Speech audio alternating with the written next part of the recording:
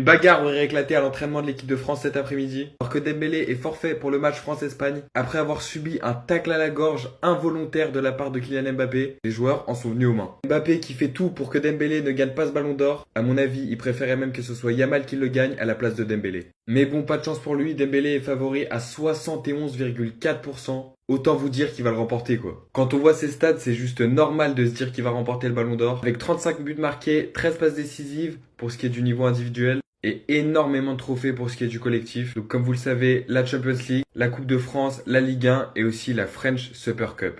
J'espère que ça va pas fumer l'ambiance et qu'on va tout de même gagner face à l'Espagne ce week-end. Demain, préparez-vous parce que je sens que ça va être un des meilleurs matchs de l'année 2025. Là, on va juger du coup le 11 combiné entre les joueurs de l'équipe de France et les joueurs de l'Espagne. On commence dans la cage, ils ont mis Unai Simon. Personnellement, je suis pas d'accord, j'aurais mis Mike Maignan. Tout simplement parce que pour moi, il m'a plus impressionné dans les grands matchs, dans les grands rendez-vous et en séance de penalty, je le trouve meilleur. À droite, Koundé, il n'y a pas de débat, un des meilleurs latéraux du monde actuellement. La charnière centrale, alors là, il y a beaucoup de choix. Ils ont fait un choix respectable, je trouve, Saliba, Koubarsi. L'expérience et la jeunesse, tu pouvais rajouter Konaté, après ça dépend des goûts de chacun. Koubarsi fait une belle saison aussi. À gauche, Théo Hernandez. Alors perso, je le trouve moins fort qu'à l'époque, mais je mets quand même Théo Hernandez personnellement. Le milieu, par contre, les gars, le milieu, là, je suis obligé de l'avouer, l'Espagne. Les gars, le milieu, il est trop fort. Il est tout simplement trop fort. Vous vous rendez compte quand même du duo qu'ils ont, Rodri, Pedri. En plus, ça rime. Rodri, actuel ballon d'or, quand il est à son meilleur niveau, on le connaît, il rend son équipe meilleure, il est trop fort. Et Pedri, tu ne peux tout simplement pas le presser, tu ne peux même pas lui enlever le ballon. Accompagné d'un joueur qui fait une excellente saison, qui vient de remporter la LDC, Fabien Ruiz. Alors perso, en équipe de France, moi, mon petit chouchou au milieu, c'est Kamavinga. J'aurais pu le rajouter peut-être pour l'équilibre et tout, mais l'équilibre, il est déjà parfait. Et en attaque, c'est là où il y aura beaucoup de débats. Dembélé à gauche, Mbappé en pointe, Yamal à droite. Alors perso, pour moi, la place qui ne se bouge pas, c'est à droite Yamal, il n'y a même pas de débat. Surtout dans les matchs en sélection, il a trop prouvé. Cette année, l'année dernière, il a trop prouvé. Après, c'est là où peut-être vous allez me sortir des autres noms, mais je suis désolé, Dembélé et Mbappé, ils font partie des 5-10 meilleurs joueurs du monde. Donc je veux bien en Espagne, Nico Williams très fort, Fermin Lopez très fort, mais Dembélé Mbappé titulaire tous les jours. Et perso, j'aurais juste inversé Mbappé à gauche, son poste référence, et Dembélé en neuf. Et là, t'as une sale équipe. Il commence pas à me casser les couilles, lui, jeudi contre l'Espagne. On connaît tous Deschamps et ses tactiques de merde, et vu la liste de l'équipe de France, et surtout le milieu de merde qu'on a, s'il nous sort ce milieu de fils de contre l'Espagne, on sera dans la merde. Surtout vu leur milieu, entre Isco, Pedri, Gavi, Fermi, Olmo, Merino, Fabian, Zubimendi. La seule solution de Deschamps, c'est de le mettre en titulaire. Et qu'il commence pas à faire l'aveugle, comme avec Fekir ou Aouar. Parce que là, dans tout le milieu de l'équipe de France, il n'y a aucun meneur de jeu, que des profils défensifs. À part Cherki qui peut jouer en 10 ou en 8, franchement, je vois pas d'autre solution. Voici mon prono pour la rencontre entre la France et l'Espagne pour les demi-finales de la Ligue des Nations. Je vous donne un score exact et j'attends le vôtre en commentaire. L'Espagne et la France se retrouvent en demi-finale de la Ligue des Nations. Un an après leur défaite à l'Euro, les Bleus aimeraient bien prendre leur revanche face aux coéquipiers de Lamine Yamal. Mais soyons clairs, ça va pas être facile. D'abord parce qu'on a tous en mémoire les dernières performances de l'équipe de France et même si on a bien fini face à la Croatie en mars, le niveau des Bleus est pas extrêmement rassurant et la liste de Deschamps m'a pas vraiment soulagé. Toujours pas de joueurs créatifs au milieu, mais heureusement on a droit à un peu de magie dans la liste avec l'arrivée de Ryan Cherki. Faut prendre aussi en compte que Dembélé sera sûrement amoindri ou carrément ne jouera pas après sa finale dimanche. Bon, après l'Espagne aura aussi des absents et ne sera pas au complet pour cette rencontre. L'absence de Rodri par rapport au match de l'Euro aura forcément son impact sur l'équilibre du match. Après, les Espagnols pourront compter sur leurs deux pépites, Pedri et Lamine Yamal. Et rien que ça fait flipper. Les deux Barcelonais sont injouables, mais la France est plus solide, ça rend le match assez imprévisible. Avec toutes ces considérations, je partirais bien sur un partout dans le temps réglementaire pour au final une victoire de l'équipe de France 2-1 en prolongation. Voici mes pronostics pour les demi-finales de la Ligue des Nations. Pour rappel, c'est un match unique, sans prolongation, et en cas de match nul au bout des 90 minutes de jeu, c'est directement la séance de tir au but. On commence avec la première demi-finale qui va opposer l'Allemagne au Portugal. Deux équipes qui ont eu du mal en quart de finale. L'Allemagne c'était face à l'Italie et le Portugal c'était face au Danemark où ils se sont imposés au tir au but. Pour ce match-là, je pense que ça va être un match disputé et je verrai bien un match nul, un but partout entre ces deux équipes et une qualification en finale pour le Portugal grâce à un énorme Diogo Costa dans les cages qui réalisera une belle séance de tir au but et un but vainqueur de Cristiano Ronaldo, donc le Portugal qui se qualifie pour la finale.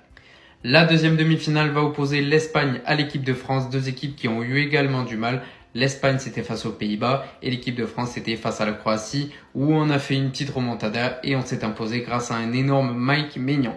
Pour ce match-là, franchement, je vois l'Espagne s'imposer malheureusement. Je verrai une victoire des Espagnols 3-2 avec un but vainqueur de Lamine Yamal. N'hésite pas à me donner tes pronostics dans les commentaires. Mais c'est quoi cette composition éclatée au 10e sous-sol? Ça, c'est la compo probable demain pour affronter l'Espagne, mais Dédé, tu es officiellement un charlot. Oh, n'insulte pas Dédé. Non mais là, les mecs, je suis désolé, j'ai l'impression que moi, je connais mieux les joueurs que lui. Alors, je suis désolé, les mecs. Défendez-le encore, mais quand on met un Mbappé en 9, quand on met un Dembélé à droite, quand on met un Doué à gauche et un Olysée en 10, rien que là, frérot, avec l'équipe offensive monstrueuse que tu l'as, tu utilises mal tes joueurs. Maintenant, passons au milieu de terrain, parce que là aussi, c'est marrant, hein, mais on garde le meilleur pour la fin, hein. Koné, Rabiot. Non mais les mecs, demain on affronte qui? La Hongrie ou l'Espagne? Parce que demain c'est la meilleure équipe du monde qu'on affronte. Avec un Yamal en feu, frérot, le gamin il a 17 piges. T'as l'impression qu'il a 30 ans et qu'il est à fond. Ensuite en défense, l'anglais, Kalulu, Hernandez. Mais après vous allez me dire ouais on n'a pas le choix parce que tu sais certains...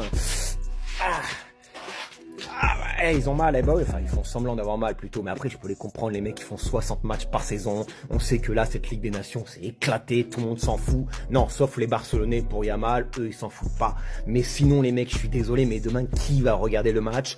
Bah moi je vais le regarder mais seulement pour la beauté du jeu parce qu'il y a de beaux joueurs, mais c'est tout frérot, il n'y a aucun enjeu dans ce match, et me faites pas croire le contraire, mais je vous dis les mecs, avec cette équipe là, demain on ne gagne pas. Allez les bleus. En fait, les gars, j'ai vu les déclarations de Didier Deschamps et je trouve que c'est dégoûtant. Parce que ça aurait été Mbappé qui aurait ces performances-là, ce palmarès-là cette année. Vas-y, on sait ce qu'il aurait dit.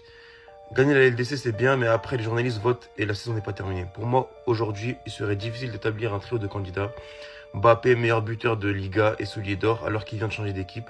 Ou Lamine Yamal, qui, je pense, en est plutôt bien sorti. Et pourquoi pas Lewandowski ou Rafinha, a conclu le double champion du monde. En fait, les gars, c'est une dinguerie. C'est comme si toi, tu postules un taf, et ta daronne ou ton daron, ils viennent dire, ouais, le dossier de mon fils, il est bien, hein. Il y a aussi celui de Paul. Celui de Tom, là-bas aussi, il est bien. Celui de Lovic aussi, là-bas, il est bien. Wesh, les gars. C'est pas possible. S'il y a un candidat français à ressortir aujourd'hui, c'est Dembélé. Toi, t'es français, qu'est-ce que tu vas propagander des Lewandowski, des Yamal, des Rafinha? Soutiens ton joueur. Là, je vois même pas Dembélé dans l'histoire. Hein. Après, c'est une déclaration de coupé que j'ai vue sur Twitter. J'ai pas vu l'interview en totalité. Ça trouve qu'il a parlé... Comme il dit aussi, je pense qu'il a parlé de Dembélé avant. Mais même, ça change rien. C'est grave. C'est grave, les gars. Moi, je comprends pas. Qu'est-ce que... Bon, après, on va dire que je suis méchant avec Mbappé alors que j'aime bien Mbappé. Mais en fait, je pense que c'est une peur de Mbappé qui se passe là.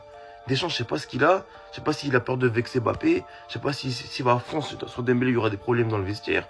Je pense pas parce qu'ils sont amis. Franchement, c'est compliqué, c'est chaud. Hein.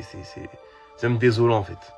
Je dis à France-Espagne, il y a un énorme problème pour la France. Non, parce que là, on a hâte de voir le match. Juste rendez-vous compte. En France, on a trop d'attaquants. Moi, je me demande qui va jouer. Entre Olysée, Mbappé, Barcola, Cherki maintenant, Désiré Doué et surtout Dembélé. Franchement, les gars, la sortie de banc, elle est incroyable. Moi, je me pose la question, qui sera titulaire? Franchement, les Espagnols, vous êtes bons, hein. Là, avec l'équipe qu'on va sortir, je pense qu'on va assister à quelque chose de grand. Franchement, si on voit un Mbappé en forme, un Dembélé en forme, franchement, leur défense, elle va pas respirer. Maintenant, faudra faire gaffe à Yamal, parce que vous le savez, il est remonté. Lui, il veut son ballon d'or. En plus, il croit trop que la Ligue des Nations, ça compte. Le gars, il va nous sortir un match d'antagoniste. Faudra être préparé, les gars. J'espère qu'en défense, ça va carburer. Désiré Doué, toi, régale-moi s'il te plaît. Prouve à tout le monde que c'est toi le successeur de Neymar. Les gars, je lui donne des ordres, je suis un puant dans ma chambre.